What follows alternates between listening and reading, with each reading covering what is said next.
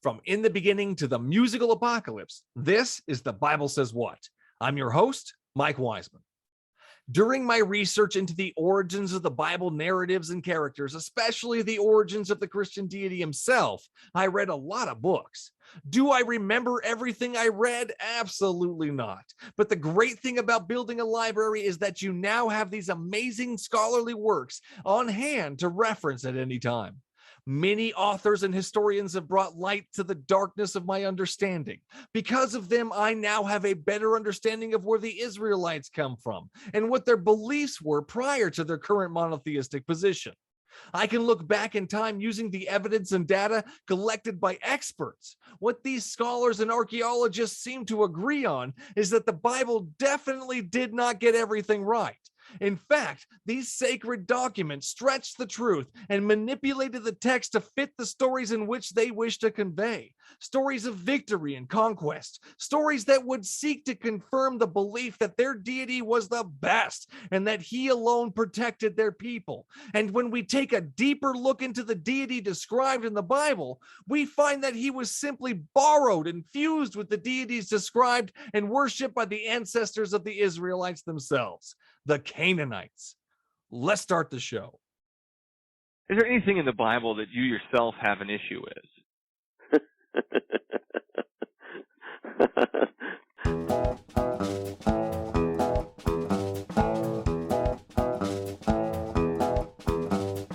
Okay, so it took you reading the Bible to realize that those things were bad for you? Yeah, it actually did. I didn't figure this out on your own?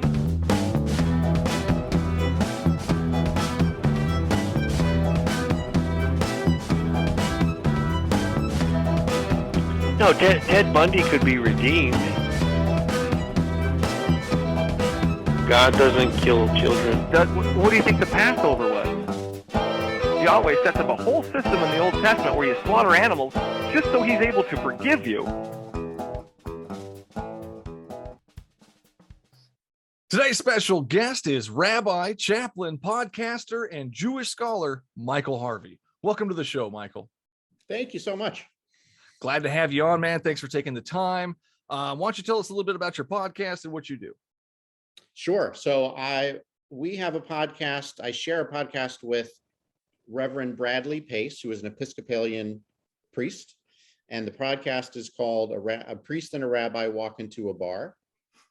And Bradley's a dear friend of mine, and we do a lot of interfaith work together. And we realized that we were having a lot of conversations about what are some of the similarities and differences between Judaism and Christianity, what happens in the text, that sort of stuff. And we're able to speak on a very real, but laid back, sort of casual way, while enjoying a beer at some of our local breweries here in Indianapolis. We always give shout outs to them, talking a little bit about the beer, but again, making a place where there are topics that we discuss that might be a little heavy or confusing or whatever, having two clergymen speak about it in just a very relaxed setting. And we're going to start our third season starting on Monday. We're really excited about it.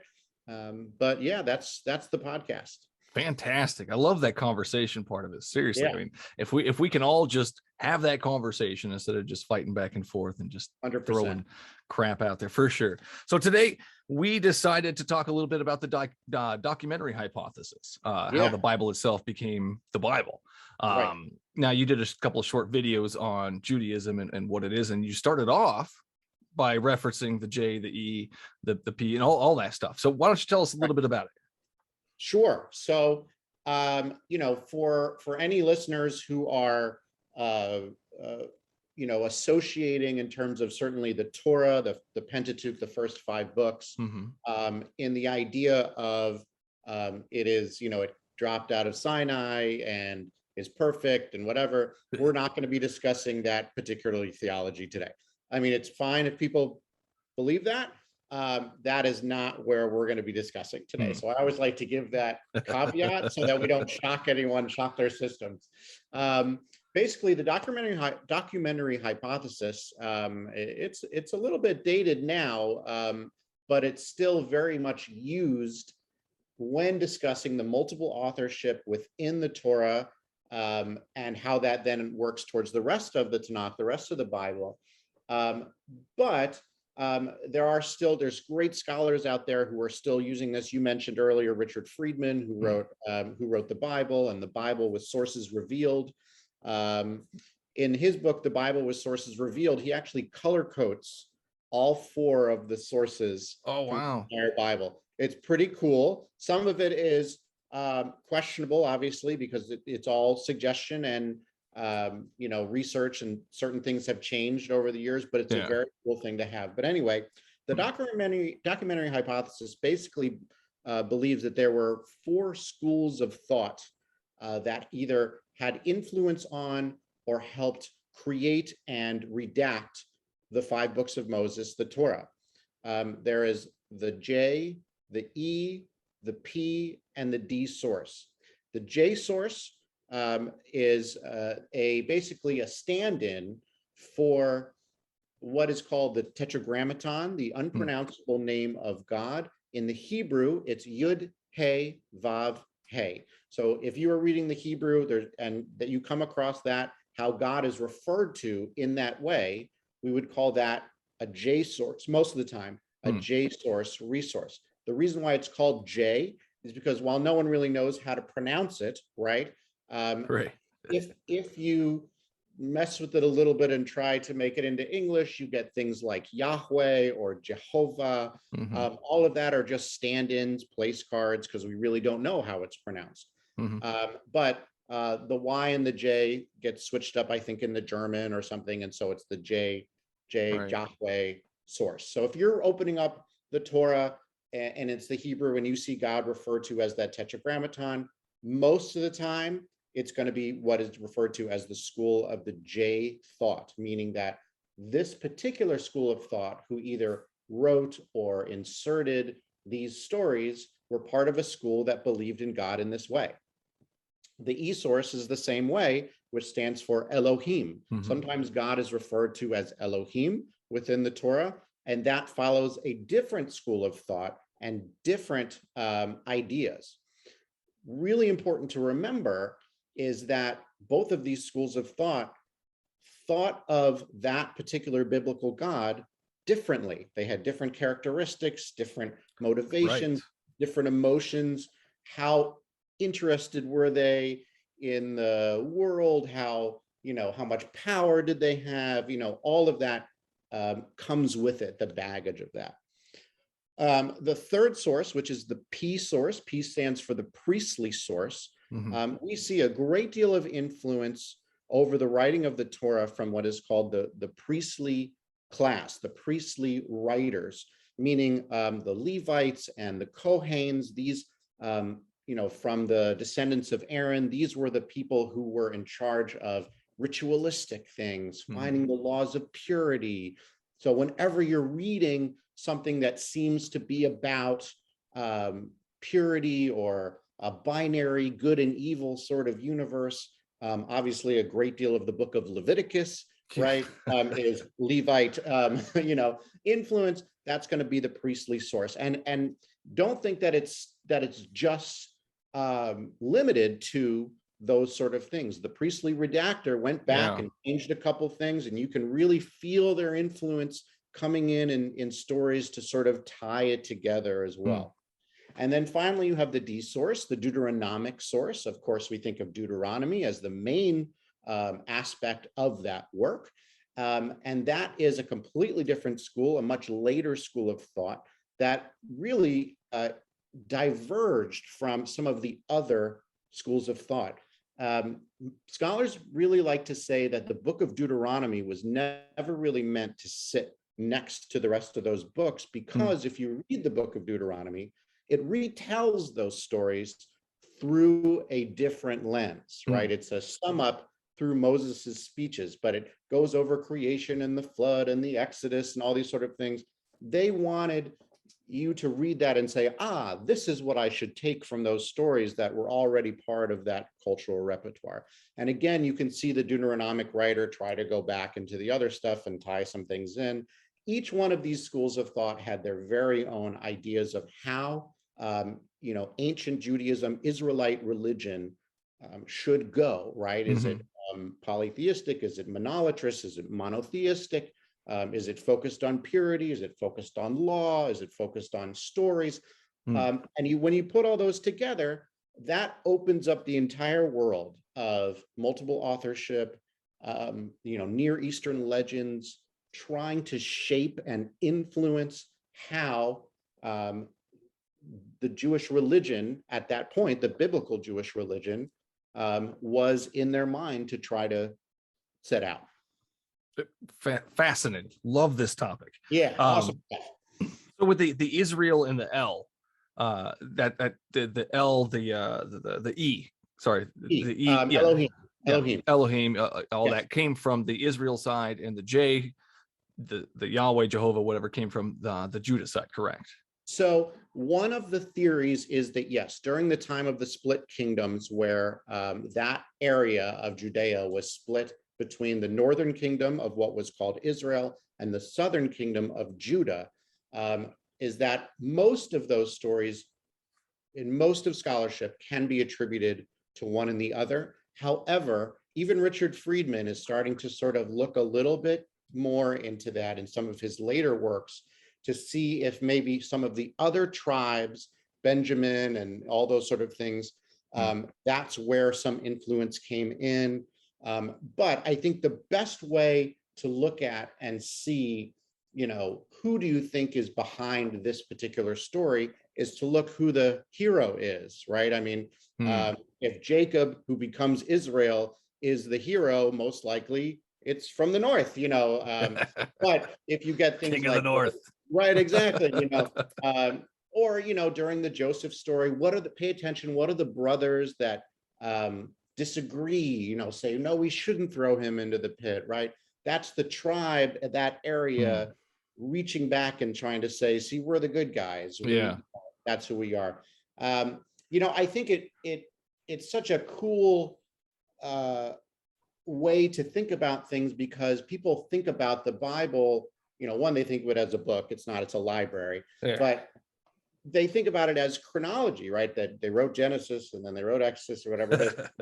But that's completely untrue. And we see that through biblical criticism and literary analysis and archaeology. Yeah, sure. All that cool science stuff that they didn't have back in the 2nd century, where they were like, this is perfect, it dropped out of Sinai, and or even later when people are like, this is perfect, it dropped out in the King James Version or something. But looking at to see if you had the opportunity to rewrite your people's history, your tribe's history, and you knew that this was going to be something that people would read, what would you write in there? Who would be the hero and the villain? And what subtle aspects would you put in that particular audience would get, that we 2,000, 3,000 years later have no idea what they're talking about? What are the thematic expressions that they throw in there as little digs at other tribes of people or whatever? That reader would be like, oh, cool, I totally get that. And these guys are awesome, and that's what happened. Interesting. Our stories, such a cool opening in terms of a way to look at the Torah and the Bible as a whole. Absolutely. Now, what I like to do too is find out where these guys got their ideas from. Where did this come from? Well, we got to go back a little bit further, and you go to what I think it's called the Ugarit. I'm probably pronouncing it wrong. Ugaritic. Ugaritic. Yeah. That's kind of where all of these ideas originated from. They've just evolved over the years. So is that something you hold to, or? 100%. So it's one thing to look at the Bible and say, wow, these are great stories, the Torah, and like this is awesome, and look how original that is. The truth is, you don't have to look terribly far outside of Israelite legend to see that a great deal of this isn't particularly original, or parts aren't particularly original. Yes, Ugaritic is a great start for it, but you got to remember there's Mesopotamian and Egyptian legends and Babylonian legends and Amorite legends and Canaanite legends. And if you think about that region, the Near Eastern time, and that in the ancient Near East, right, as sort of like what America is now, all these cultures sort of colliding, and everyone melting pot pouring and pulling out, I like this sort of idea, and we're going to change that and reshape it and whatever it is. Whether it's, if you look at Genesis 2, the creation story, and then you go back to the idea of Enuma Elish, the Mesopotamian creation story, or the one that I teach on a lot is, everyone thinks, wow, Noah and the ark, it's so original. Well, if you go back 1,000 years, Gilgamesh was written, and then 500 years before that you have Atrahasis, and they've got the birds and they've got the ark and they've got the I mean, it is impossible to see past that. I mean, you have to, well, it's not impossible, people do it, but called Jesus blinders. Right, exactly. You've got the blinders on, you're like, I've never heard of it.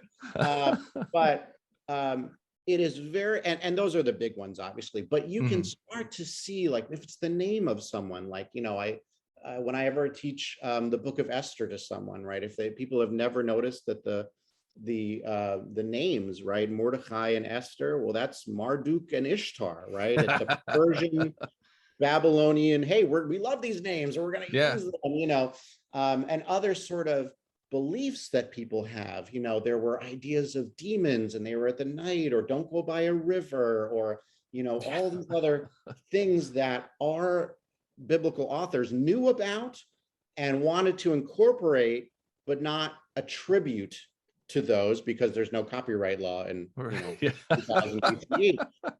So true. But it's very cool to read it next to, oh, well, there's this great Egyptian poem about this, and boy, they must have pulled that out. Or Hammurabi's code really looks very similar to the Decalogue, and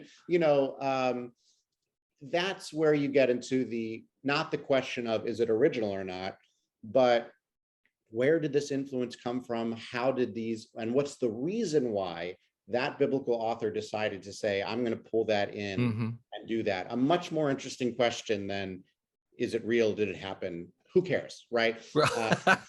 What's important is, like, what is the lesson that they are trying to teach that audience through knowing, brilliantly, the stories that were just floating around the Near East, and say, see, we have this story too, and this means this. So now you know what that story means, like that sort of teaching. Essentially have the old version of Netflix, and they can just pick and choose any movie or where they want, just remake it. They rewrite their own history, essentially. There are stories where you realize that the sequel was written first, and they had to go back and get things in order, right? So if the book of Deuteronomy doesn't exist, and the death of Moses actually takes place in the book of Numbers, which you can see, and Aaron is not there in Joshua for some reason, and Miriam is gone. Well, you got to kill them off, right? So you got to go back in Exodus, and you got to be like, well, Miriam died, and then Aaron did this, but he can't go in. You have to, the timeline, they have to sew that in so that it makes sense for what's called the meta narrative. And it was hard work, and sometimes it's pretty clean, and sometimes, boy, it's messy and you can see it. But that was their attempt to put these blocks of stories together and tie them together with what we call an ideological overlay. Like, you hear the God of Abraham, Isaac, and Jacob all through it, right? Well, that's on purpose, right? I mean, God wasn't always referred to that way, but if you see that, then you're saying, okay, that's my buddy, the Deuteronomic writer, who wants us to know about this tribal, and he wants to put his imprint on that story and attach it to this story. It is the work that went into it to try to sew these stories together, simply incredible. Yeah, absolutely. I compare it to modern day stuff such as the Marvel Universe. Now we got the multiverse, so everybody's trying to sew those old past stories in with it, to fix it and fit it in, and for sure, right, prequels, and well, wait, what happened to this person? We don't know. I better write that. And that's a very good analogy, right? And that's I've been doing this for centuries. At very least, right? I mean, and later, when you have the fully redacted, canonized Bible, there's still questions that are unanswered, still things that don't make sense. And so you have the rabbis in the 2nd to the 5th century trying to answer those questions with Midrash and Mishnah and Talmud being like, well, you wanted to know what was that conversation with Abraham and Isaac on the way down? Yeah.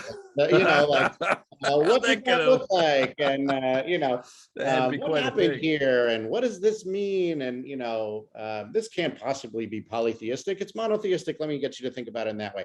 They had to do their own fixing to fit their theology with the problems that arose in the canonized version that they have. And the truth is, we still do that. I mean, any clergy person who reads a text throws in their own interpretation to say, this is what it means to me today, or this is what our particular denomination of this religion means to us, whereas it means something completely different to somebody else.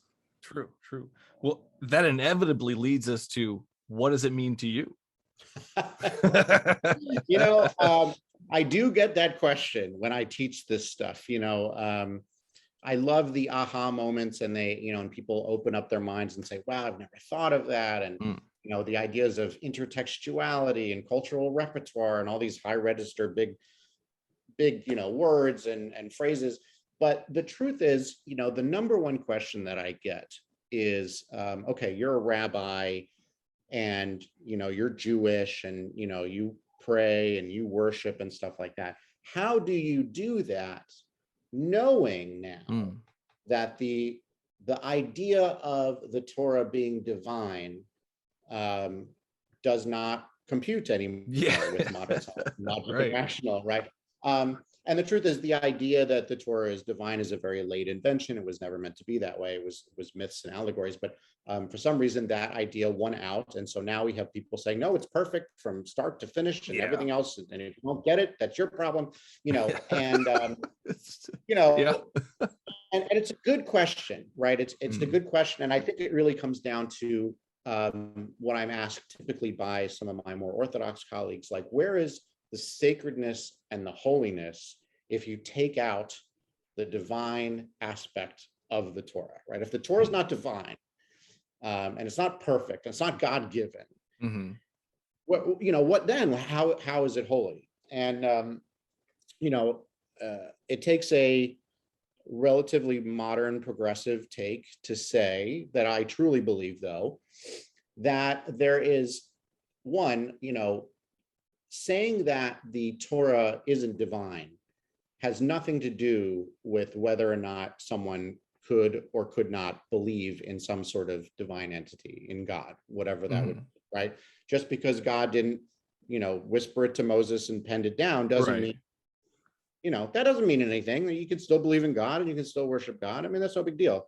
The other part that I truly take seriously, but it's hard for people to swallow sometimes, is that I truly believe that there is sacredness, there is holiness in the fact that the Torah was something that had never been done before in the Near East. And that was the creation of a people through literature. So if you look at Israelite archaeology and Canaanite archaeology, they're exactly the same. If you go into the Israel Museum or the Egyptian Museum, whatever it is, you can see their pottery and it looks exactly the same. They were very, very similar in lots and lots of ways. What separated Israelites from everybody else, the Amorites and Hittites and all that big list, was the Torah. They were created, they canonized their myths and legends and made a people out of that and said, this is who we are, and we reach all the way back. And now everybody, you ask any Jew and they know those stories, and that's part of our hair. I mean, it works, right? There is holiness in that. There's sacredness in that. There's something that is, beyond beautiful in the creation of a peoplehood through these stories that has not been lost, right? We're still around, despite, some people's attempts, but we're still around.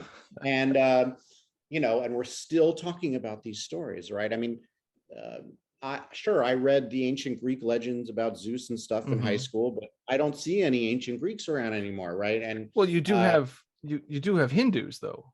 So Hinduism is a great example of very similar to Judaism, right? Hinduism, their works actually predated. They're the oldest books, right? Correct. The oldest stories. And they've been also very awesome and very good about keeping that going as Preserving well. their stories. Yeah, for sure. Right. So in terms of the Far East, yeah, absolutely. In terms of what we would call the Abrahamic religions or the Near East, that sort of Middle Eastern area, Judaism was the first to do that at that time. Outside of, there's Mesopotamian legends and Amorite and all that sort of stuff, but the writing of the Torah created a people and literature that still exists today. And that is, I think, even if it's not the only one, right, as we've seen, everywhere, it is powerful and it's holy and it's sacred. So that would go with the powerful part. Thank you so much. First off, what makes it holy, though? I understand the powerfulness of it, the significance of it. We need to, we can look back at history and see how things were or what these certain people believed. But like, where does the holy part? I guess first off, we got to define holy. What is holy to you? Correct. Right. Yeah. Just like any other conversation when we're speaking in, am I speaking in Judaism or Christianese? Right. Right. That it's going to be different, right? And in Judaism and Hebrew, the word for holy is kadosh, right? Mm-hmm. And what it basically is something that is separate, something that is distinguished from others. So, okay. Yeah, go ahead. Yeah. I mean, wouldn't that make the Hindus separate and holy as well? Because it's different. It's different to from them. Yes. Yeah. I have no doubt to them. Right. And I'm sure that there are Hindus who have a more, rational or scientific view of their, deities and stories in that way. Why is it not holy to you, though? Well, so that's a whole nother topic, right? It's what is it about? Why the one over the other, right? Yeah, exactly. What is it about this particular group that it's holy to you, but that is not holy to you? Well, if we wind back the clock and we think about either Hinduism religion that is now Judaism, in the beginning, it's tribes, right? It's familial tribes, totems, which means that tribal deities, and it's family, right? So my family believes this, and my grandfather did, and they handed it to this, whatever it is, and our tribe does this, and we don't marry outside of it, but if we do, then they're going to incorporate, there's all these things that go with it, and it's very bloodline and familial. So, and when you have something like that, it is not in a way to be exclusionary to the other tribes, right, or anything like that. But this is your tribe. This is the one that you are either born in through, Jew by blood or whatever it is, or conversion. But you have chosen to be a member of that tribe. And it goes back to the idea of monolatry, which is the belief that you have your God and other people have their gods, and they're all real. You just like your God the most, right? And that was a Near Eastern idea for a long time, right? There's the Song of the Sea, which is like, who is like you, Yahweh, among the other gods, right? You're our favorite. You're our guy, right? They've got them, and fine, whatever. But this is mine.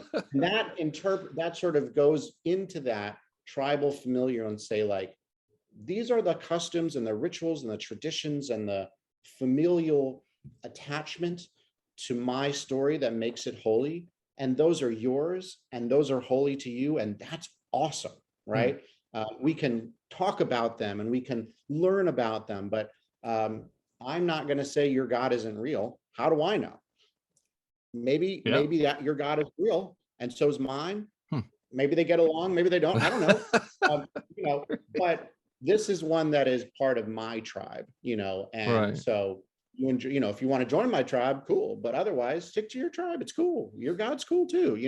That's where the holiness and sacredness comes, because it becomes family. It becomes more than a religion, right? And Judaism isn't just a religion, right? There's secular Jews, it can be a genealogy, bloodlines, it can be cultural, there's something deeper about that. And it's not exclusive to Judaism, of course, but that's where my expertise is. But There's something really, and again, powerful, but wholly separating yourself and saying, this is my tribe, that's your stuff, right? And this is holy unto me, that sort of idea. So it's kind of like tribalism versus melting pot. We're done with the melting pot. Now we're just sticking to this one idea. We're going to make it tribalistic. You're either part of my tribe or not, Well, I think, I certainly in, back then, yes. I think in modern times, I think we are still learning how to negotiate the two of those things, because I have experienced tribes outside the religious world. Cliques, tribes, whatever you want to call them. Yeah, for sure. Right. Tribal areas that are very much like, if you want to be here, this is the way to go. And if you don't like it, leave the tribe. Right. Yeah. There are plenty of those people in America on either side. We live in America. Right? I mean, yeah. All you have to do is go down to the Caribbean islands, right? Where people are literally on an island, and you get on that island, they're like, these are the rules of the island, and this is how people act, and this is what people do. You don't like it, here's a boat back. Like, that still exists. And inside, apparently there's towns in Maine that are like that, and other kinds of, places where you're like, you're going to stand out if you don't, whatever. I definitely stand out in a lot of these places. Right, exactly. Texas, me too. I mean, I walk, when I'm driving around or flying around America, I have what's called like, Kippah zones or no Kippah zones. Like, do I want to show that I'm Jewish or not? What tribe am I walking into, and how do they feel about us? That is still there. But we also want it to be like, my tribe neighbor, he's cool, and we all celebrate the same laws, and he can do his thing and I can do mine. And there are people who disagree with that and say, actually, everyone should be part of my tribe, and I'm going to try to get you in my tribe. All that fun stuff, I would argue that the Bible says that it's very adamant about being a part of this tribe. If you're not a part of this tribe, if you try and take this tribe away from this tribe, they stone them to death. There's all kinds of and people hang on to that, unfortunately, as you know, without providing it the historical and cultural distance that it deserves, right? I mean, we live in a culture that is different from when those particular laws or those particular ideas of morality were written, because it was not written for us. It was written for an audience of that time and that morality, and 2,000 years from now, if you're reading about laws in America, there are going to be laws that people are like, holy moly, how did they think that this was okay? That's not okay. That's not moral. We can do that now, universal health care, or right. So I mean, we can look back and be aghast at what was moral during that particular historical period in culture, and say things have changed or evolved, hopefully for the better, and expanding that morality. But it's the same when we look back at the Bible. We can't say this is eternal and this is perfect and this is written for 2021. It's just not. The moral codes and understandings in the culture, whether it's patriarchy or heterosexuality or polygamy, I mean, slavery, genocide. I mean, you pick something that was, morally accepted in those books, where today we'd be like, what are you talking about? Like, why are, accepted or not accepted, right? How could you possibly say that that's an abomination? That's not an abomination. They thought it was an abomination because of this. We don't think that anymore. That's the hard work that we do. And again, it's hard work to read the Bible, right? It's not easy to say, it's the easy way out to say everything's perfect, and if you don't get it, it's your problem. Listen, there's Jews who do that, there's Christians who do that, there's Muslims who do, but it is a very problematic view that does not give the Bible the complexity and distance and all of that we have to process as 2021, people with the technology that we have, the knowledge that we have, the discoveries that we make, the changes in morality and people and languages. That's hard work. That's why there's PhDs in it. I mean, you need to study your butt off to be able to teach this stuff. Requires a lot of research. Yes, as it should. I mean, this is no, a powerful book. It's an important book. It requires research. it's not easy to understand. Yeah, 100%. So yeah, exactly. People wrote these laws. These were based on time period, group of people, civilization, whatever was happening at that time. Sure. Yeah. Is there any part of it that you believe that was Yahweh inspired? Ooh, divinely inspired versus divinely written, right? I'm going to say that as a scholar, I've seen a little too much, and I'm a little cynical and extremely rational, and I've never been a particularly spiritual teacher and rabbi. So I'm not the greatest example, but I will say that I have colleagues who absolutely find divine intervention and divine inspiration, and whether literally or metaphorically, right, something that shows the divine spark in this text because it inspires in a certain way. And that's a very real part of modern Judaism. And just because I'm too much of a cynic doesn't mean, everybody else isn't. There's very much that can be argued, whether it's subjective or personal, whatever, but it can be argued, and well argued, and has been, that there are parts that are so incredibly beautiful and powerful, and something that it's impossible to not be moved spiritually in some way. And what I find emotionally, yes, yes, what I find that way, someone else might not, and vice versa. But they're in there, right?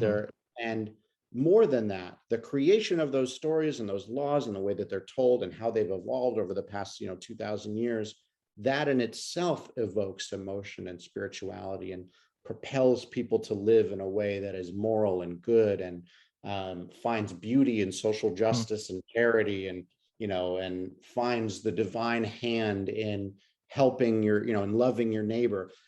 You can't escape that influence that's there, right? It didn't say love your neighbor as yourself because I said so, right? It didn't have to, right? It said, this is, I am your God, and here's what you do. Which is basically saying, in a modern world, right? If you want to be part of this world, this is what you do, and that's it, right? You gotta love your neighbor, and you've gotta, remove the stumbling block from the blind, and and all of that. Take care of the orphan and the widow.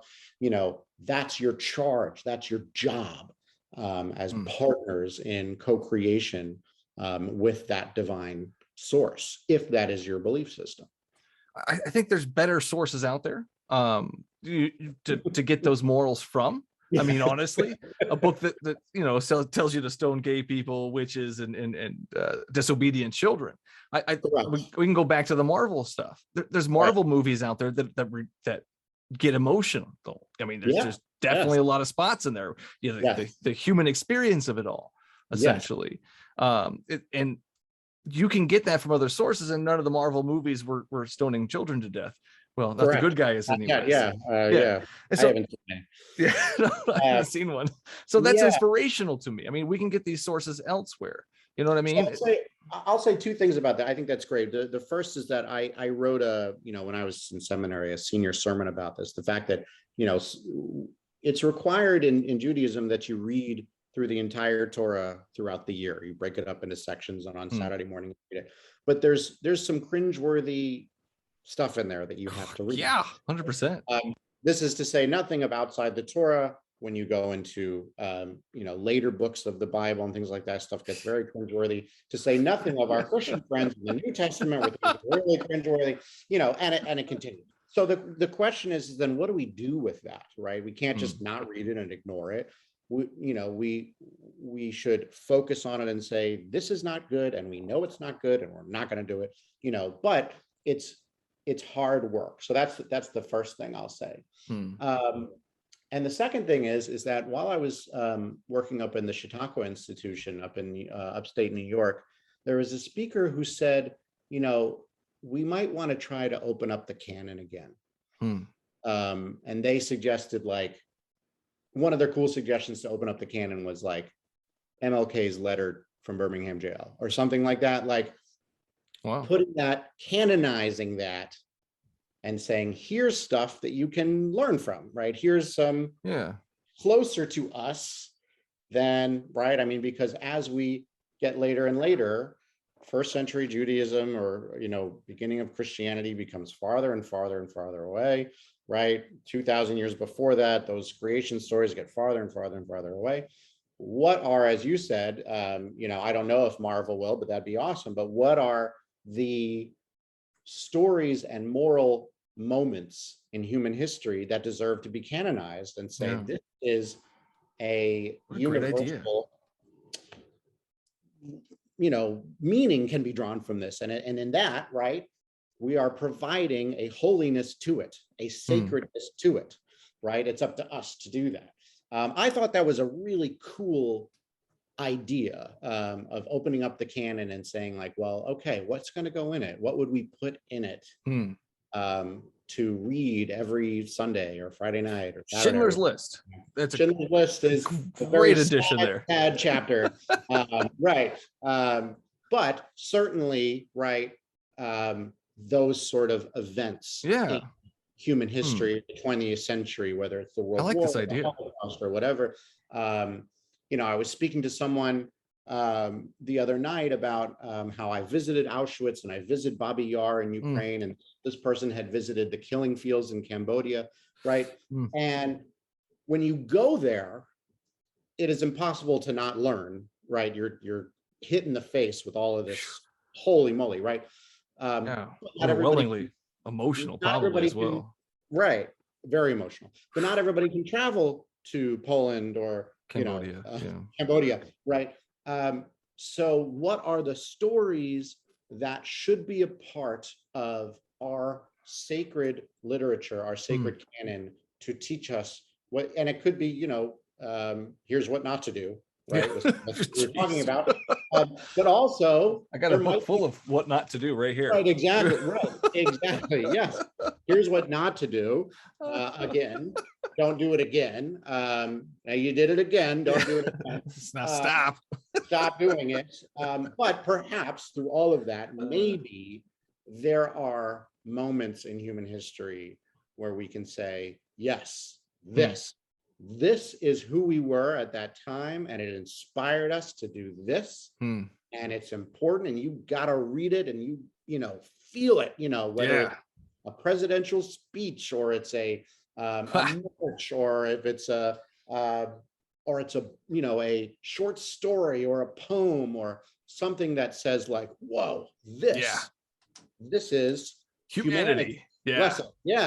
And of course, you know, then you run into, like, what are the new denominations that are going to come out and say, well, this is the only one, and you don't believe that one, and, you know, our canon stops here but doesn't go here. That's the complicated part. But the beautiful idea, though, that we're talking about here is that you're right, there are better sources of morality than having to play hopscotch with verses. Hopscotch with verses. And bad.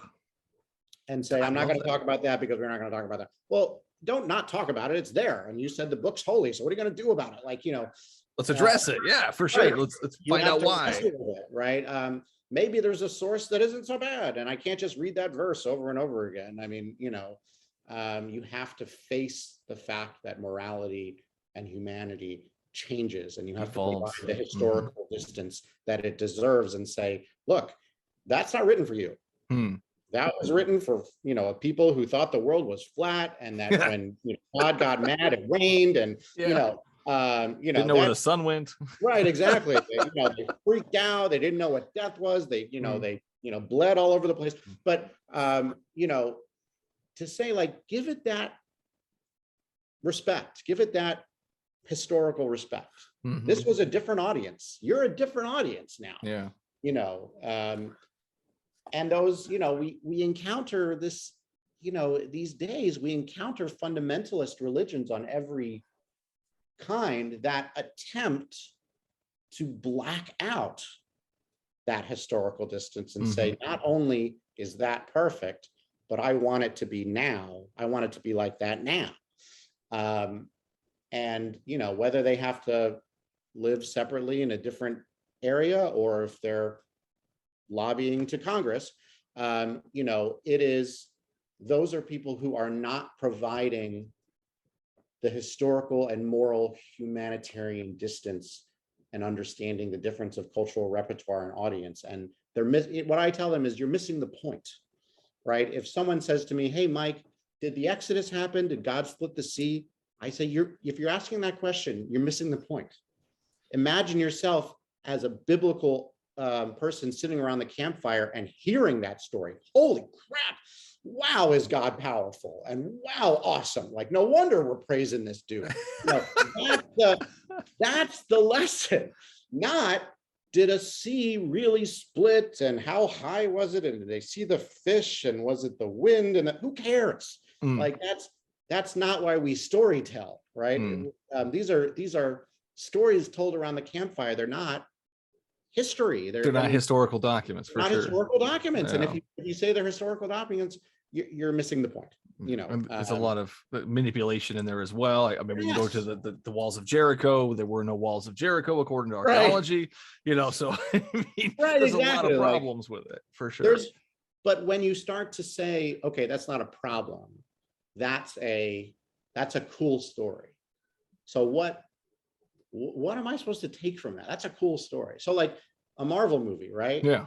What am I supposed to take from, Infinity War? It's not that there's actually Thanos and there's not Iron Man, right? Right.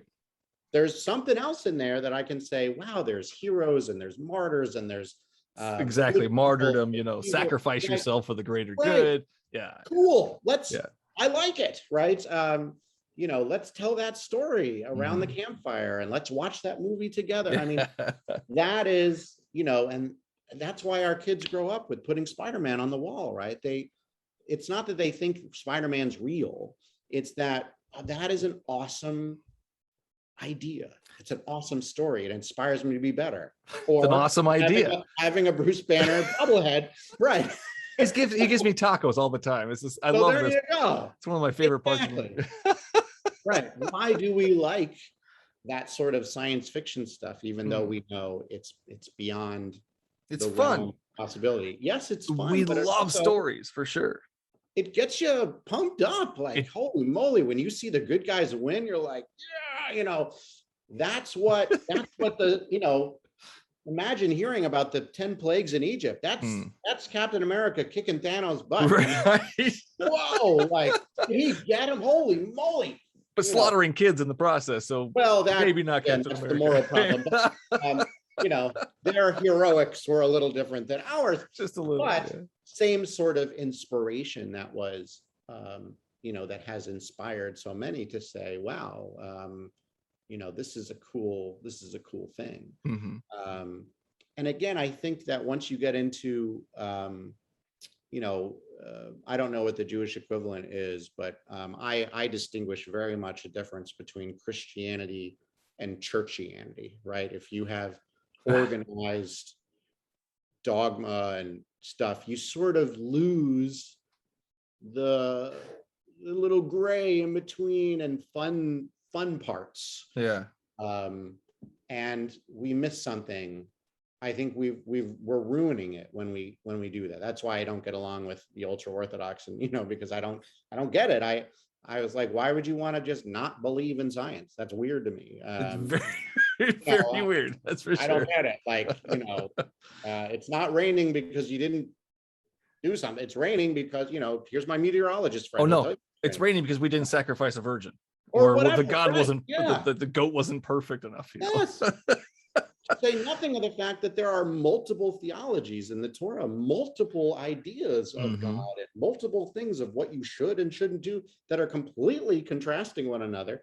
How could you possibly think that it's a organized document? It's a mess, everybody believes something different, and you got all these different ideas passing around even the Zeus stories. There's like 100 different kinds of Zeus, Right. you know. I mean, so yeah, so to base it all on one aspect that just happened to make it through time. Yeah. So Right. the historical aspect of it, for sure, there's stuff in there that we can rely on. Sure. Such as kings and periods and whatnot. Just the fanciful stuff that I destroyed this. Well, let's look into it, and we can, you know, find out through archaeology Sure. what actually Yeah. happened. Yeah. So why believe any of it at all at that point? If we know that this is all historical, we know this is all can be traced back to previous beliefs and ideas, and they've all been mixed in a melting pot, so to speak. Yeah. Why believe any of it at all? We'll kind of ended on that, but Well, I think, you know, again, this goes back to our use of terminology, right? Is that we've sort of parsed out all these words, what's holy, what's this, whatever. So if we parse out the word believe, right? What do we believe? Why do we believe it, right? I've just told you, I think it's not historical. yeah, I think it's allegorical completely. You know, even the historical documents of kings and stuff can be questioned, and are, right? You know, and as should be. as it should be, right? Because they're finding more stuff every day and archaeological stuff, you know, and they're learning new things every day, you know, just like science progresses in that way. So I think, you know, to believe in it as a rabbi and a Jew who grew up a Jew and worships as a Jew, you know, and teaches Judaism as a rabbi, I believe in the power of those stories that have, in my humble understanding, have grown a Jenga tower of, you know, the biblical stories to the rabbinic world, to the medieval world, to the modern, you know, whatever. And here we are at the top, having been created by this line, and the fact that the tower still exists, the fact that it's all part of the same timeline with different views and things like that. That's something to believe in and continue. It is a worthy venture to continue to build that tower and grow as a people and as a religion, remembering how it started at the bottom and seeing its transition, and growth and evolution and being a part of that. I think that's absolutely something to believe in. Interesting. So I want to get into tribalism versus the melting pot, and also the historical accuracy of the Jesus thing in the Old Testament, because I know you have a lot to say on that. Of course I do. Yeah. But let's take a short break real quick, and we'll be Okay. back after this. All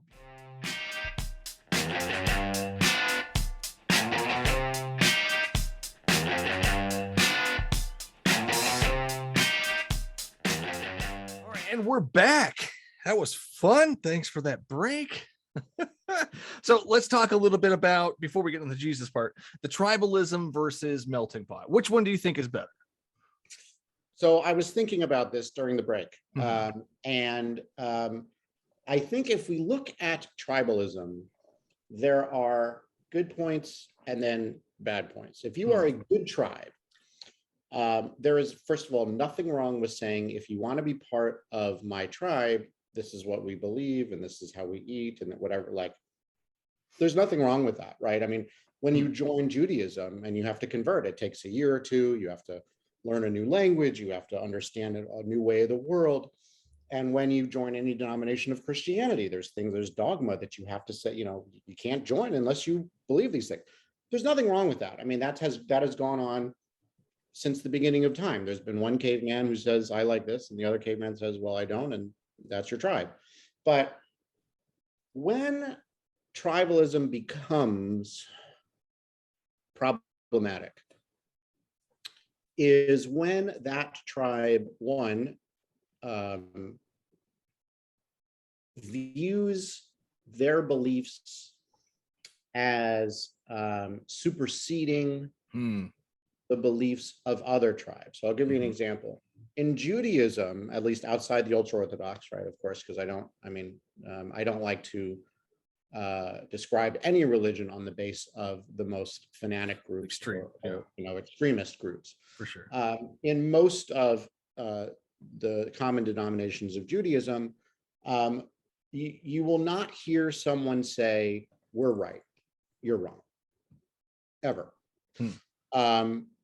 We are taught not to be arrogant. We are taught to question the existence of God. We're taught to be open to questioning and those sort of things, so much so that we have to remember that when someone says to me, I don't believe in God, you can say, cool, I do, and here's why, right? Like, that's the tribe I'm part of. That's the tribe you're part of. We can still hang out and we're still friends and great, right? Cool, dude. When a tribe says that's not okay, Yeah. you have got to be part of this tribe, because if you're not a part of this tribe, you're wrong and you're evil and you're bad and you're gonna, go Much to like the hell. ancient Israelites did. Correct. Right. So ancient Israelites, let me say this, right. Certainly the 12 tribes and things like that, they all sort of were like, we're the best, and you're not so good. Yeah, well, they all were like that. All the tribes. They're all like that. However, right, they weren't so particularly malicious about it. They were a little more subtle about it, right? So an example I'll give you is kashrut law, koshers, right? The dietary restrictions, right? If someone says, we're not supposed to mix milk and meat, and we're not supposed to eat shellfish, and we're not supposed to eat pork and all that sort of stuff. And if you really dive into it, there's some very weird rabbinical interpretations, and it doesn't tell you why in the Torah. The reason why it doesn't tell you why is because the people who read it understood why. And the reason they understood it is because if you're part of your tribe and they're part of their tribe, right? The number one sin in the Torah you see over and over and over again is worshiping other gods, right? Yeah. Over and over and over again, right? If you cannot invite your friend over to dinner and they can't eat, or you can't eat what they eat, that means you can't sit at their table, you can't marry their daughter, you can't worship their God, right? Very sneaky to sort of be like, you do your thing, but we're going to stay over here, right? Tattoos is another thing. The restrictions against tattoos, they were huge in the Canaanite, Amorite, Hittite, I mean, huge, right? The Israelites said, you want to be in my tribe? No more. That way I can always tell who's an Israelite and who's not, right? And then you back all this stuff up with like, well, this is what our God wants, so obviously I have to listen. But yes, so as long as you are, and it's not nice to say I can't eat at your house, but it's nicer than your house is going to burn down and you're evil, right? I mean, it's all it's a scale, right? It's it's a spectrum, right? So I fully, I'm a progressive Jew, and I've grown up in Reform Judaism, which is about human rights and equality and immigrant rights and universal health care and all this sort of like important stuff that's on the docket these days. And I was talking to some rabbi friends of mine about the whole idea of the melting pot, and the truth is, in the melting pot metaphor worked, I think, early 20th century, maybe 19th century, like turn of that century. It doesn't quite work here, because in a melting pot, you lose your authentic native stuff when it's stirred in, and if you become something else, right, it all melts together and you lose it. So what's the problem with that, though? Right, we're looking at more like a beef stew, right? There's the meat, and there's the peas, and there's the potatoes. Oh, you had to throw in the peas. You right? ruined the beef stew. Sorry, but that's what I'm talking about, right? And then, like, it's all in there, whether you like it or not. And then when you put it all together, it all tastes good, right? It's not that you have merged beef and potatoes into one kind of new thing that is all beef stew. It serves its purpose. It's an important purpose, and together it creates something delicious or beautiful or whatever it is. We encourage people, and we have forever, as they emigrate to the United States or to wherever, frankly, is that yes, there's parts of being part of the American tribe, but at the same part, in the same way, speaking your native language in your home, practicing rituals that your grandfather used to do, bringing that religion or whatever. Don't lose that, right? You don't have to come to America and become a Puritan Protestant and only eat hamburgers and French fries. I mean, like, that's not who we are.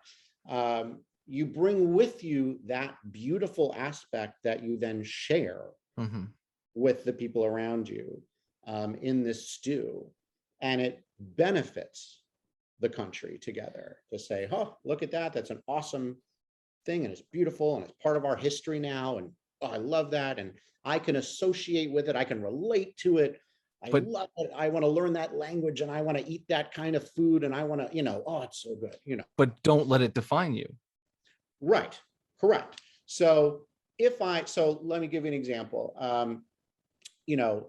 I have very, very close people in my life who speak Spanish, right? They're not from a Spanish speaking country, right? They were born in the United States. My wife is Cambodian. So, okay. So yeah, awesome. 100%. Right. My ex-wife she was born in Chicago, but her father moved them down to Sao Paulo, Brazil for a few years, and then they moved back, right? So she speaks Spanish and Portuguese and all that sort of stuff, and has taken with her what she learned about those cultures and that language and that food and the music, and shares it with our family, right?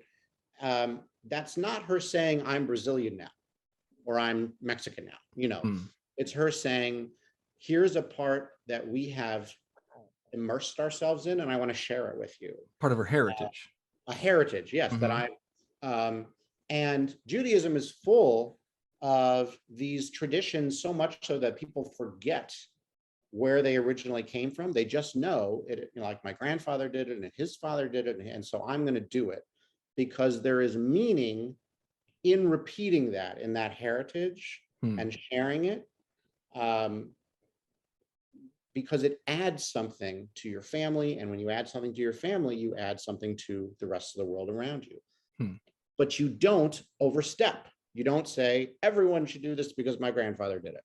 No, I'm going to do it, right? Because it means something to me. Let's go with the food part of it, the food aspect. You bring in these certain dishes that you grew up with, and everybody can bring in these dishes, and then even from there, you can infuse other things. We've got Tex-Mex, which that's debatable whether that's a good thing or not. But yeah, it's there. It can't deny its existence. It's there. That's for sure. But I saw there was a like Italian Argentinian restaurant, and I was like, whoa, I've never even heard of that. Amazing. And that's awesome, because the chef grew up in Argentina but lived in Italy. I mean, it tells a story, that sort of stuff. It does. And we can eat, we can be merry, and we can interact, and we can get to know each other. It's especially over food, 100%. But like the Bible or the Old Testament itself, the Jewish, the Torah, there's things in there that I'm going to go with the peas, with the whole, that's gross, man. I'm a big, I don't like peas, man. That's where I take the stoning people, the intolerance, all of that stuff are the peas in this delicious beef stew that we've created. So yes. And another sort of take on that, I think, is if we look into what are some of the things that are occurring now in the Middle East with extremist Islamic states and that sort of stuff. Poor Afghanistan right now. Sorry? Yeah. Afghanistan. So, So you have horrible a group that is, or even if you look at things like Saudi Arabia or whatever it is, like women aren't allowed to drive, and people have to wear burqas, and gay people are murdered. I mean, like, yes, that is part of their culture, and I take issue with it. Those are the peas. Those are the peas. I think it is rare that when that person of that group comes to America, not to invade, but to be a part of that melting pot, to the stew, that they quickly learn what is the culture of the area. And I don't see, I mean, maybe it's because I'm naive, but I don't see that many stonings of gay people. I see hate crimes, and I see, people who are stupid and hateful and have, whatever it is. I don't see someone standing their ground and saying, this is what my religion says, and I'm going to kill this person. We do see that every once in a while. Yeah. But not a lot, right? Not the vast majority of people in this group have understood there's a common moral denominator. And objective morality. Correct. We can all accept. Correct. If there is such a thing, we've sort of created some sort of baseline for it. And if you violate that, one, you will probably, if it's not illegal, you will be probably isolated from your friends and family, right? The society sort of looks, like maybe, I don't know, maybe you'd be better in a governmental fascist state or Oklahoma City bombing. Right. Right. That guy. Now we see that. We see them through acts of terror and we see them through white supremacy, and we see it through religious atrocities and that sort of stuff, where it becomes violent. It becomes, someone wishes to express that part of their culture to prove a point, or to say, I'm going to do this anyway, and I don't care. There's a higher power. That's when we run into, it's not a perfect system, right? That's when we run into the peas problem and saying, the solution isn't to just serve it without peas, right? The solution, because people say, get rid of them, and that's a horrible thing, right? Picking the peas out is not always the easiest answer, correct, for sure. Right? Yeah. I mean, maybe it was that one pea, and that one pea's, just rotten or whatever. But also, how can we change the peas a little bit to maintain who they are while still working with the rest of us and our objective morality? Boil them in the soup longer. Right. So the flavor mixes in, they're all part of the system, and before you know, you're eating peas. Right. Maybe the first generation peas didn't quite taste good. The second generation of peas get it, and now the peas have been soaking for a long time, and I can eat them. I like this. If we give it time and we expose them to the culture that's around us, to say, like, there is an objective morality here that is different from yours.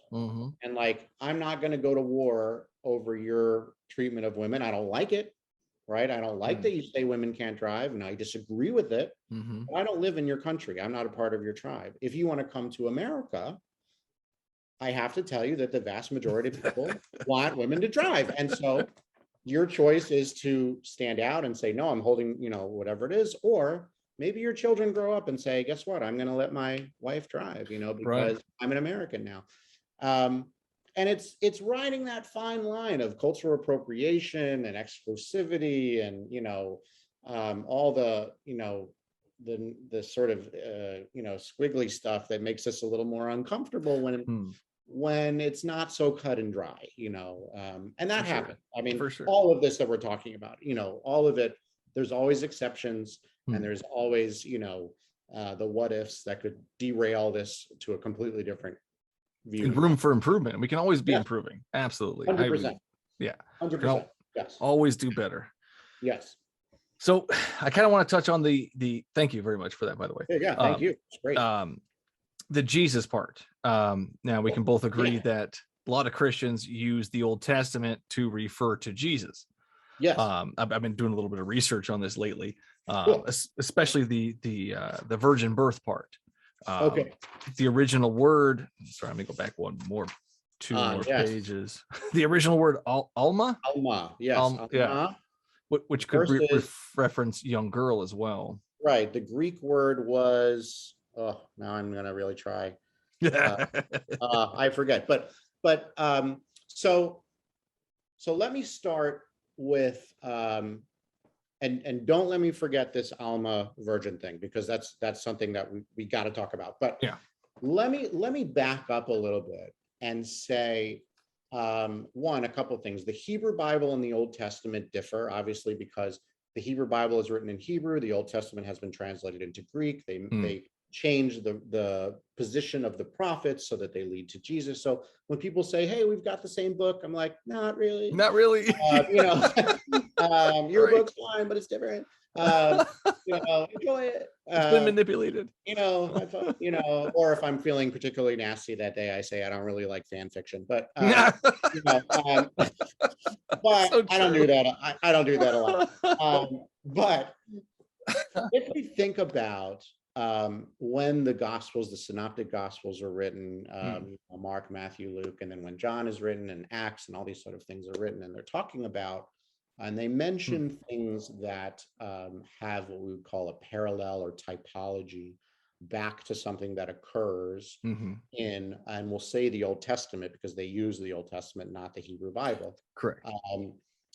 They see is, this becomes a predictor of that, and that's a very common Christian view, and that Jesus was present in the Old Testament, and all the things led up to it, and there are hints of him and that sort of stuff. Now, the short answer that I like to give on that is the fact that our Bible does not mention Jesus by name is a big thing. They mention huge. Everyone's name.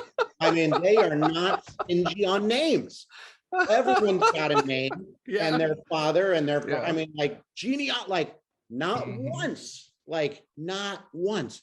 And the one time that they sort of try and say, well, this is it. They say his name will be Emmanuel, right? Yeah. And I tell people that's not Jesus. That's Emmanuel.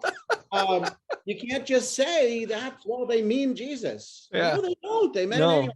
But so that's a major problem for me.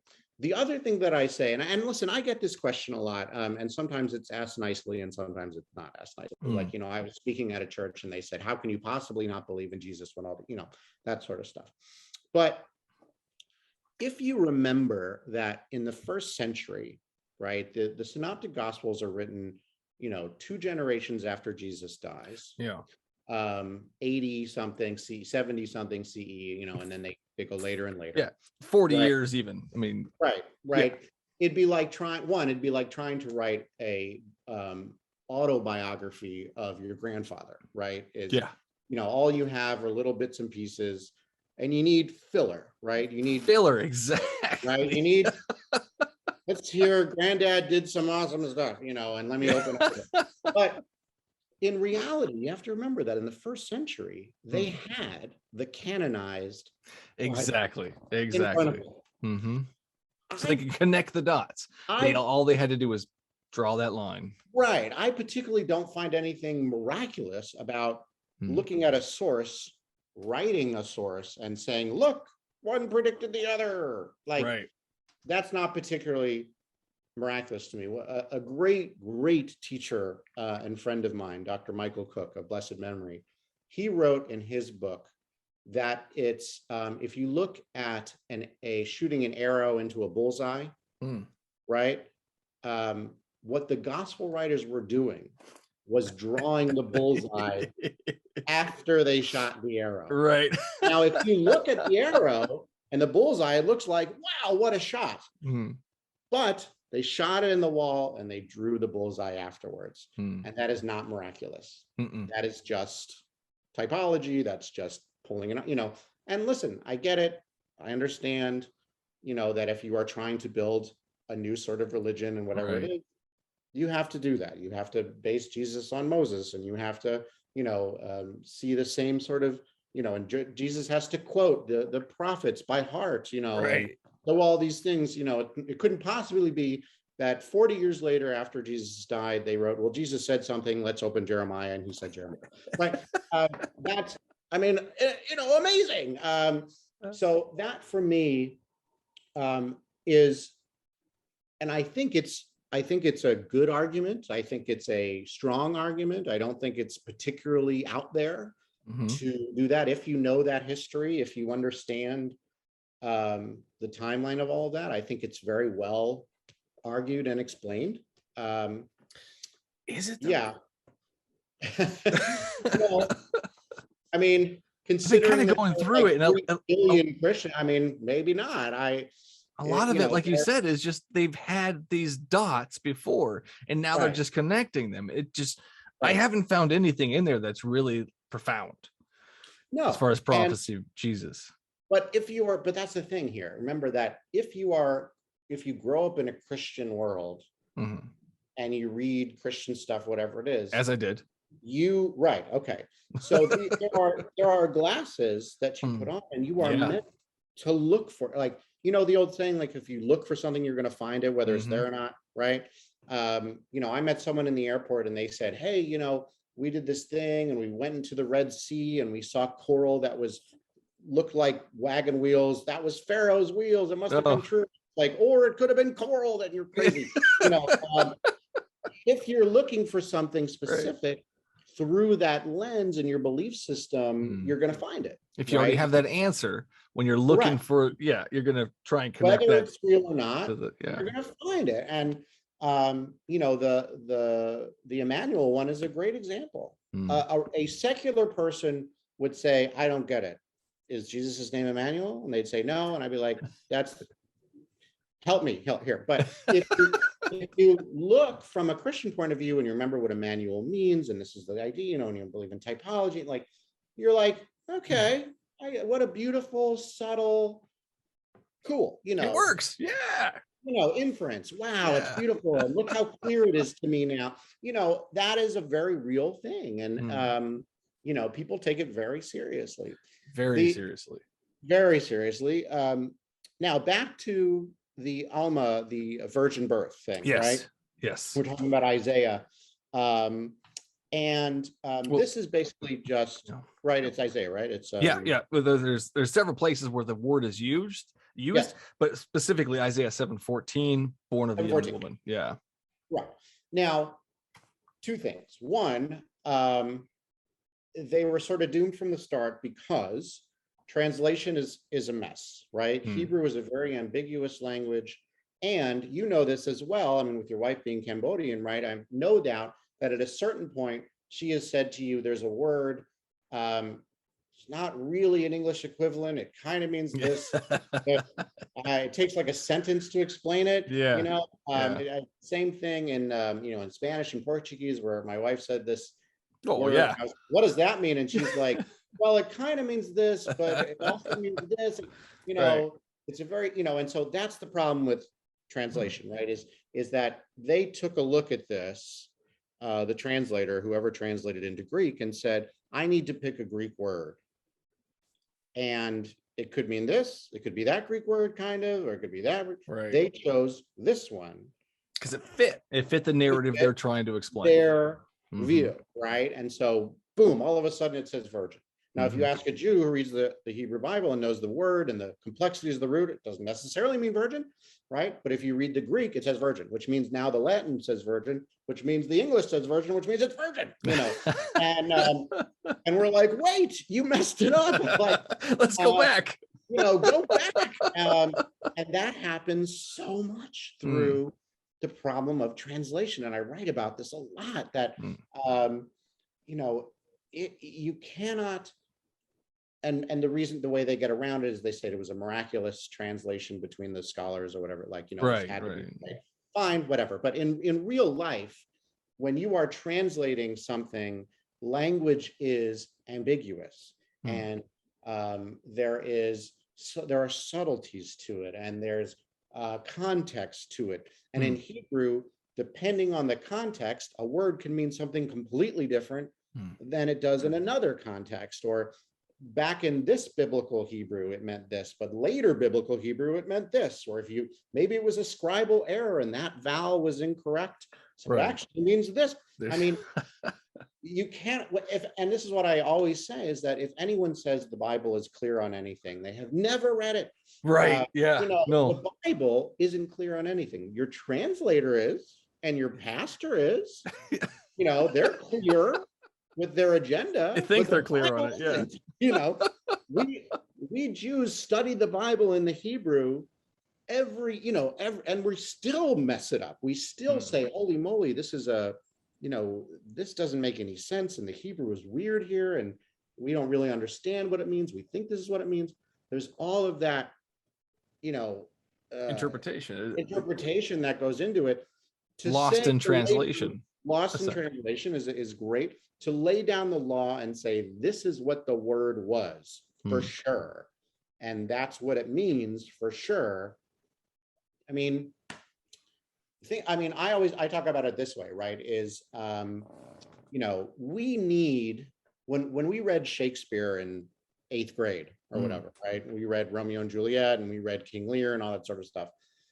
We needed a teacher with us to translate this particular English. We needed some help. We couldn't just make it up on our own that this is what Hamlet was talking about. You can, but there's a lot of but you'd get a very bad grade because the English teacher says, no, this is what history has shown, and this is what this means, and this is the interpretation, the facts behind it, for sure. Here's the proof. Here's the whatever it is, and it's not just translation, right? It's we were talking about idiomatic expressions before, right? Imagine that when Shakespeare says all the world's a stage, right?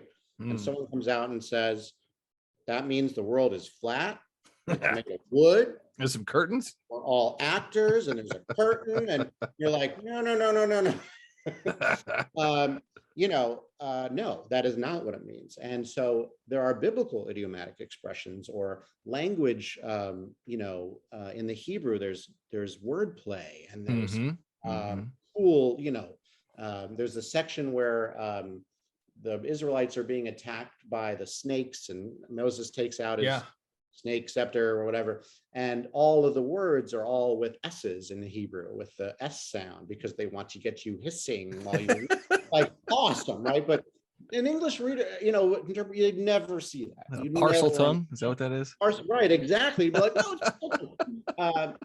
but and I tell people, they say like, no, that's ridiculous. And I said, look, in 2,000 years, if you were to open up a book and it says "cat got your tongue," that you would say, what kind of violent, horrible culture was this, where they would make cats rip out, because you are not, that is an idiomatic expression of that particular culture, and you don't get it. And if you want to get it, you have to study and read and see, oh, that's what that means. There's a lot of studying and reading, that's for sure. Yeah. Right. So the people who say the only book I need is the Bible, I'm sorry. That's like reading A Tale of Two Cities without a dictionary near you. I mean, like, you just, what does that word mean? I have no idea what that word is. You need teachers, you need research, you need help to interpret, so that you don't make the same mistakes where you say it says virgin. I know it says virgin because I read it in the English. And you sound like an idiot, Jesus clearly said it in English there. I mean, Jesus clearly wrote this in English, and he had a machine gun as things can go wild with that. And I do worry now with what we are seeing in American culture with the discredit and the distrust of expertise. And that, Bible scholars like myself who can say, look, here's the deal, guys. This is what the history of it did the hard work. I'm standing on the shoulders of these giants think. And and they say, well, Friedman, I never met him, and right, and there's nothing to particularly argue against that. So a trust of biblical expertise, and again, a biblical expertise which is secular, which is what do you call it? Unbiased. Unbiased, right? Exactly. Because a biblical expert who is like, my agenda is to make you believe in Christianity, well, their expertise has an agenda, right? My agenda is to look at the text and take away everything that I learned in religious school. The answers that were already provided to me before I even asked the questions, and look at it straight and say, what did I miss? Let's look at this from a, the PhD that I'm going in is a doctorate of science in Jewish study. There's science to that, right? What is the biblical context? When was it written?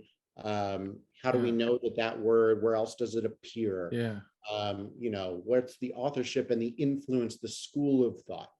And then what does it mean? And I'll give you my best theory, right? And that's not a guess. It's a thesis, right? Educated guess, right? Yeah.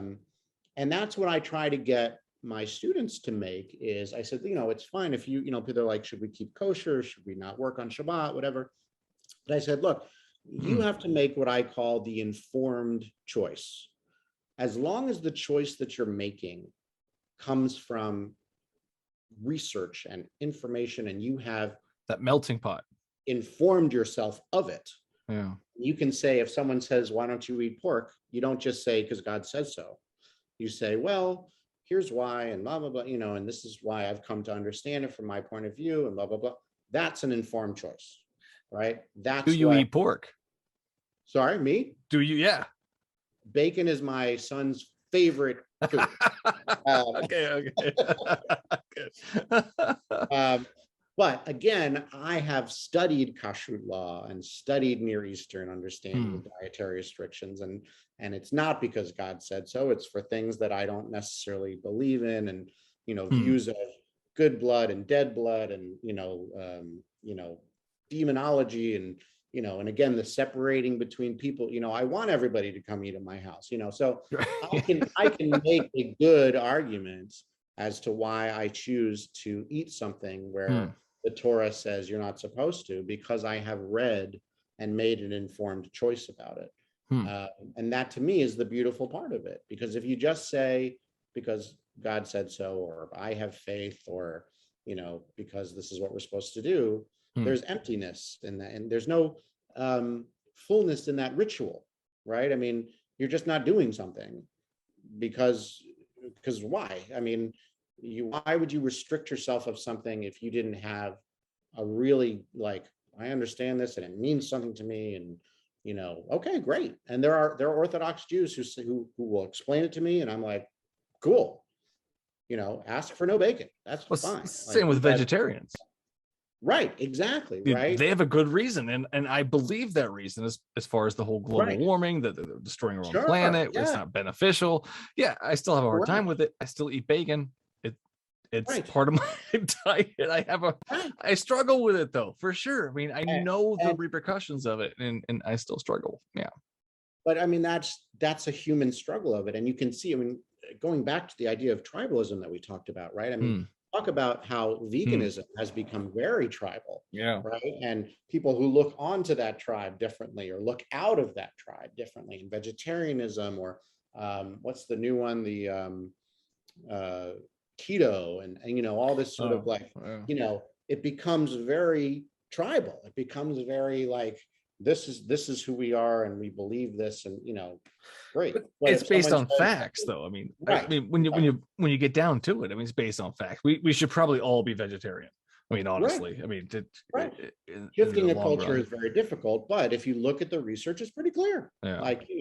The meat industry is, it's really problematic, and if we all didn't do that, then wow, things would be great. And yet we still have hamburger stuff. I love the taste of bacon. I can't get past it. It's my fault. It's my own issue that I have, for sure. Exactly. I haven't found an alternative. It's all for me about, look, if you have a good reason, if you've done your research and you still said, I know this is hard for me, but I still want to do it. Hey, you do you. That's cool. You've done the work, and you've come to your own understanding of what you are or are not capable of. But is it detrimental to humanity? Well, such as our see, as an atheist, I find religion detrimental to humanity in the long run. We believing in things that aren't seen. We're rulers of the earth. Believing in invisible things. There's a lot to it. Same with the vegetarian versus meat eater. I'm at fault 100%. Right. They have the right way. I just need to get past my own biases and my own, I guess, taste buds. I don't know. I mean, listen, that's the hard work that we individuals have to Mm. do. And remember that on the other side, they're doing that too, right? I mean, there was someone who was explaining to me, I was at an interfaith peace sort of gathering in Switzerland, and there was a Muslim there who said, in terms of wanting to convert people to Islam, he said, imagine that everyone in the world was sick. All they needed was that one shot of penicillin or whatever. COVID vaccine. Or right. And if they would just believe me and take it, they'd be good. That's their view. That was his view. Yeah. On you would just believe in Muhammad and Allah and all that and do the 5 pillars, you'll be good. And I just need to convince you to do it, right? On the other hand, we're saying, dude, like, if you would just look at science and archaeology, like, you'll get there if you just if you whatever. It's facts versus belief at that point, though. Right, exactly. And it's scientific scholarship and informed theses and well-researched ideas versus sort of like an empty bottomless foundation of belief where you're just like, I choose to believe this, right? I'm not interested in learning those things because the it history will of derail and so on. Yeah. my belief system. And that to me is so hard. It's so frustrating when someone says, I'm not going to read that book. Yeah. And what I always say to them is look, man, if you're not going to read that book, your faith isn't that strong. No. Right? Your faith should be strong enough that you could read that book and 10 other books and still come out and say, I still want to be religious. That's, if you are afraid of learning something that will derail you and derail challenge your faith, you. right? How strong is that faith, man? I mean, and the truth is it's not. And we know that, right? As a progressive Jew, I know that, right? That, and as a biblical scholar, I know that my puppies and rainbows view of God and, in the Bible when I was 8 years old was very easily swept aside when I started to do real adult research, and I was like, well, that was easy. Wow, that was crazy. But that's what they told kids. And I understand why they tell kids that, because you can't tell them. It's very complicated. But, when you do the work and you read a book, like if I say you got to read Richard Friedman's book called The Exodus, it will blow your mind, man. It's awesome. You'll read it, but someone will say, nope, the Exodus is how I think it is. And I don't care what this guy says, and I'm like, well, you're missing out on this really cool discussion. And he says that, that to me is, I think there's personality differences. I think there's, preferences. There's how sheltered were you? How worldly are you? Right. Fear, how afraid are you? Right. Yeah. Fear and a lot of fear. Fear and control go together. And, I read something on Twitter the other day because, there's this whole right-wing idea that universities are indoctrinating our kids in liberal values. Right. And I read that it was just so well put that, it's not indoctrination if they go to a place that's new, that they've never seen before, outside your little circle, surrounded by multicultural people, learning about the world. That melting pot. Back a little more open-minded than you are. Yeah. Right. I mean, that's not indoctrination. That is being enlightened and enlightened. If you stay in the same neighborhood, in the same state, in the same country for the whole life, you're not going to know what poverty is, and you're not going to know what other religions there are, and you're not going to. Your view is narrow. Step outside that bubble. And that is the fear of losing that bubble is where that is coming from. Yeah. Because the world is getting bigger and information is getting more and more, right? It's harder and harder to keep yourself in that, for lack of a better word, that ghetto, right? Of, and I'm using the Italian version, not the, the slang version. Not the Las Vegas version. Right, exactly, correct.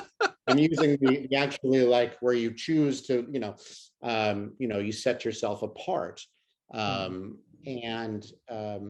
if it's the ultra Orthodox in Brooklyn, or if it's certain sects of Christianity, or Amish or Mennonite or whatever, it's getting harder and harder to limit exposure to that. And we have to think about that in terms of the Bible, of what we've been talking about, is that we've learned too much to think that we would believe the same thing that the patriarchs believed, or matriarchs, or whatever. Yeah, whatever you want to call them. That leads us to the inevitable, the ending of this whole thing. We got to end it at some point here. Oh, sure. No, I'm having a blast. I love this conversation. All right, great. So why do you, Michael Harvey, why do you believe in God? Where does that come from? So the short answer is, one, I love astronomy, and I love the evolutionary ideas and the creation of planets and stuff like that. Yeah.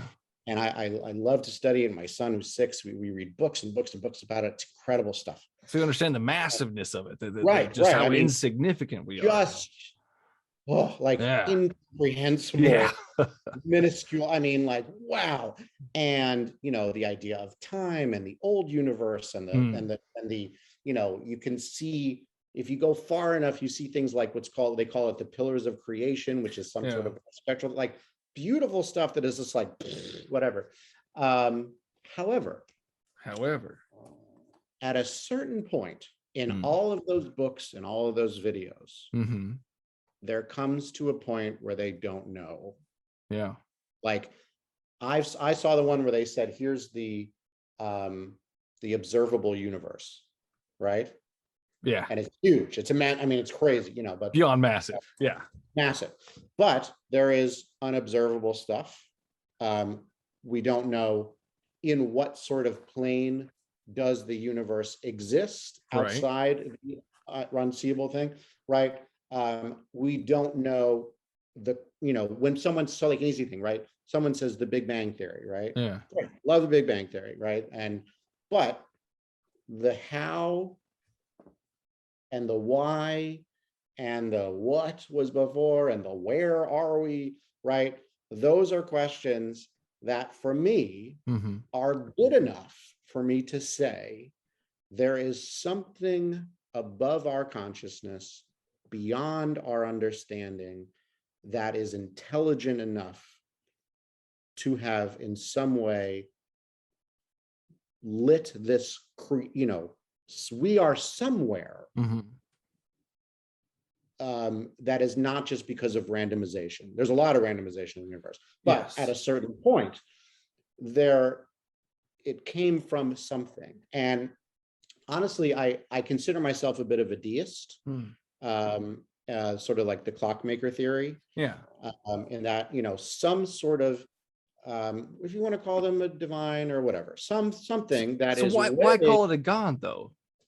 Well, let me give you an example. I mean, I'm going to go to movies because that's what I know is movies. The Men in Black. Okay. Our universe is just a marble. Right. Yeah, exactly. I mean, and then you've got the Prometheus example where the alien comes and drinks a thing, and then he disintegrates and all his DNA spreads through the earth, and that's how we get our thing. So I mean, there's literally countless other options. So why 100%. Choose Yahweh specifically, God specifically? Okay. So if we use the terminology God, right, I want you to take the glasses off. Yeah. Where God is the old bearded guy and he's associated with a religion, right? What is a God? A God is something that is more powerful than you, right? Something that is outside of your visual interpretation and understanding. Okay. Bigger and more complex than your mental understanding, right? That is what they called the people in Prometheus, they called them gods because they didn't know. Right. There's aliens, but yeah. Right, exactly. But that to them would be a god, right? Someone looking out and seeing the Men in Black aliens throwing that would be a god to them. That kid throwing the marble is a god. Yeah. enormous and in control, and it's relation, right? We are gods next to ants, or all kind, right? I mean, that is a relationship that exists in nature and in science, right? Something that is godly, not in the way that has been defined through religion in terms of being Right. what are the three sort of omnipotent, omniscient, omnipresent, whatever, right?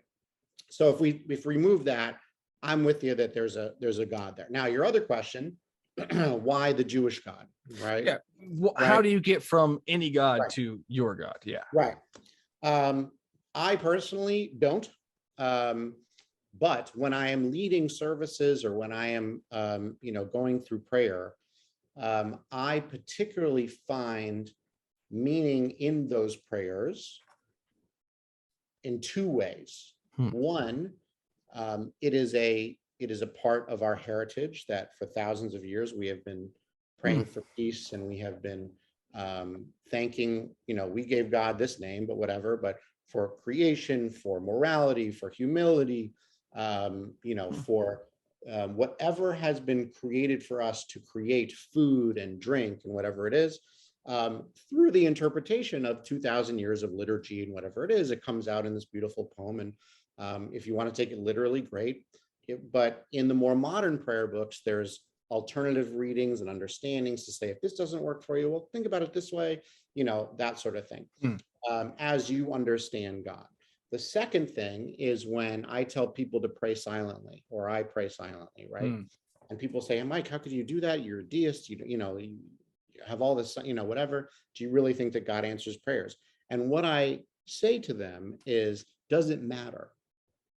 Because from a psychological point of view, a prayer can be nothing more than a self-realization of what you truly need, what you are in need of, a vulnerability to yourself of a self-fulfilling prophecy that you wish to complete. Whether you are asking a God to help you with that could be your psychological idea of, I need to find the strength to do it, right?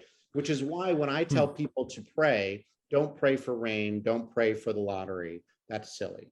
Pray for things like strength, emotional strength, or pray for things that your body and your mind can hear and say, that's what I need.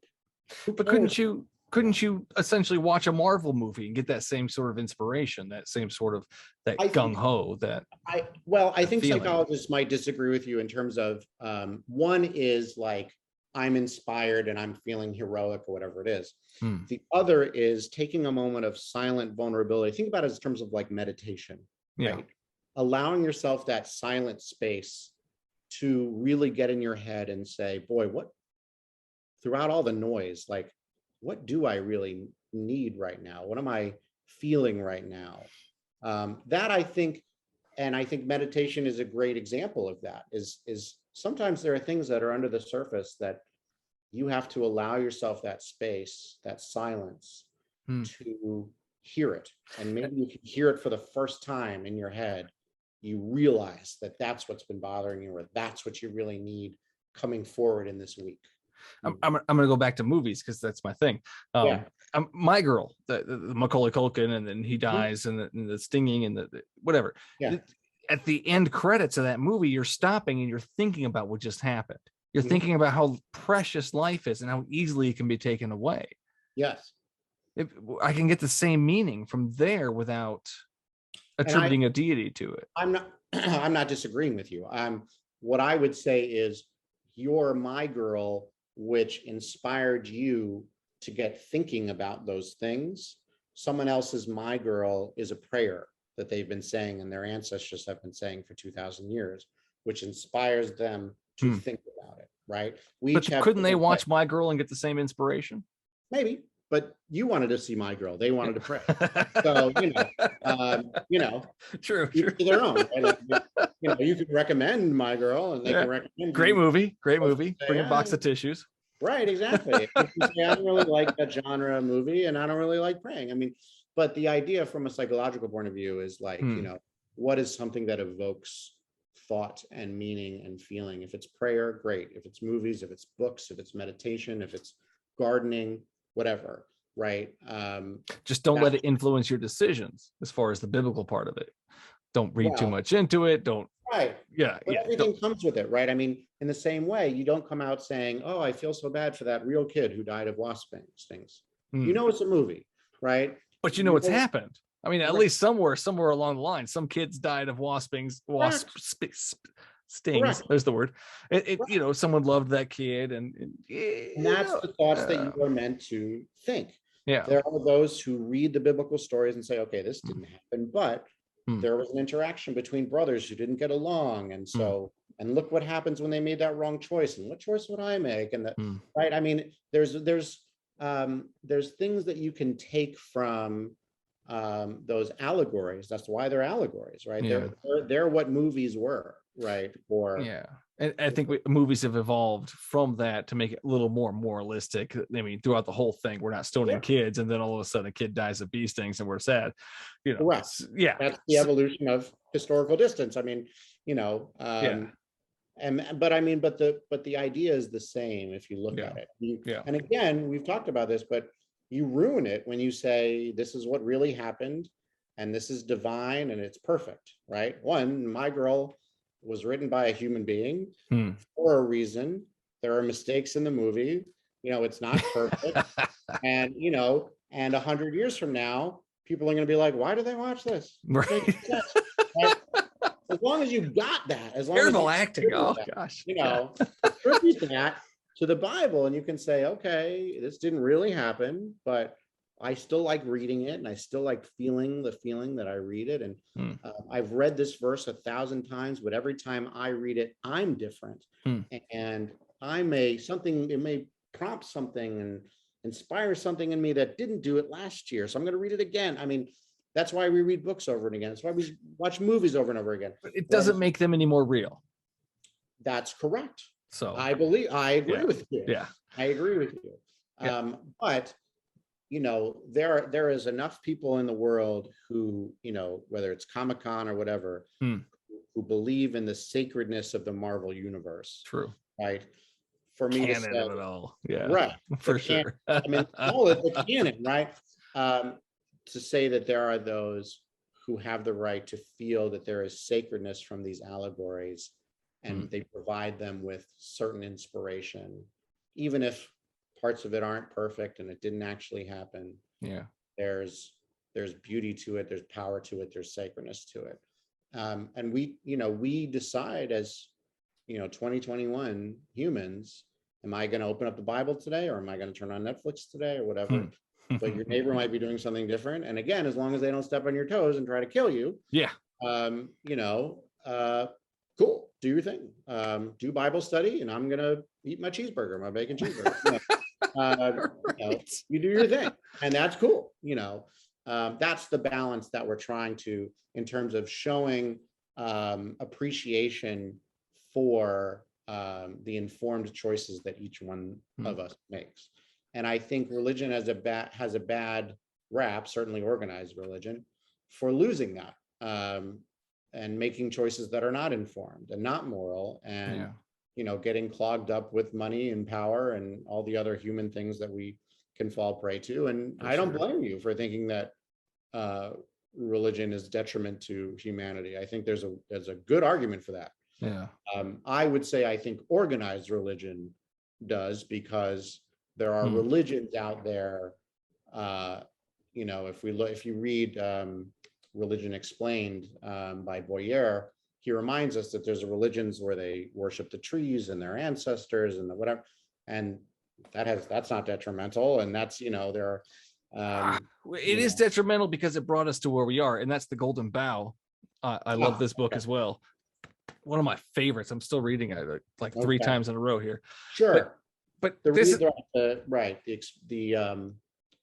the origins of it all, where we started, the tree worship, the sacrificing of the tree gods. And there's so much to it, 100%. We've just tapped the surface with the J and the E and the D and the P and the sometimes Q. which I Right. have that one somewhere here too. The Yes, the Q Q, the source. Lost Gospel thing, which Yeah. I got books There you everywhere, man. Q source. Right. Exactly. Right. But Like, I can't love it. forget about the Q source. Yeah. Um, So this is yeah. where we end though. Okay. This has been like one of my favorite conversations for sure. I'm so glad. I had so much fun. Thank you. Same here. Tell us where we can find you. Okay, so if you want to listen to me talk and laugh with my priest buddy, that's a priest and a rabbi walking to a bar. You can find that on Apple Podcasts. So we're there. I'm Rabbi Harvey on Twitter and on Facebook, and then my YouTube channel is called Teach Me Judaism. Teach Me Judaism. And you can Google that, and there I've got animated videos that'll like give you that aha moment stuff we've been talking about and get you thinking. So those I think would be the best places to find me now, for good reasons. Awesome, man. Thank you so much. This has been a blast, and we'll continue this conversation. I got so many more questions. We've definitely excluded our time though, but thank you so much, and we'll keep in touch. I love it. Thank you so much. Talk to you.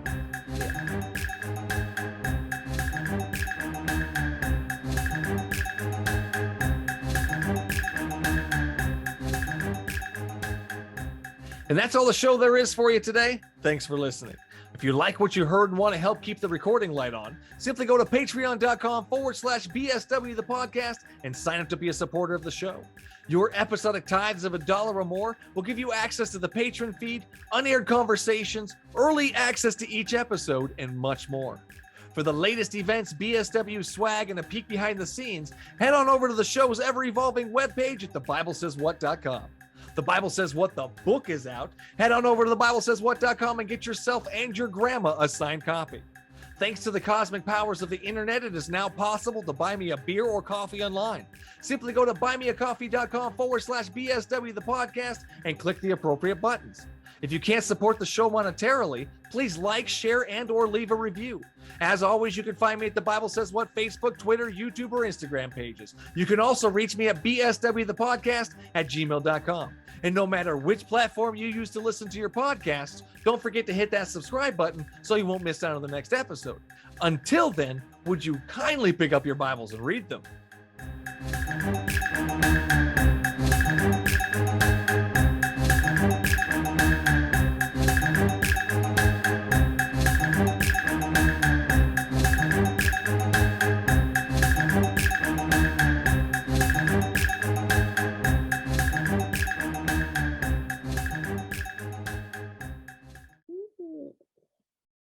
That wasn't too shabby.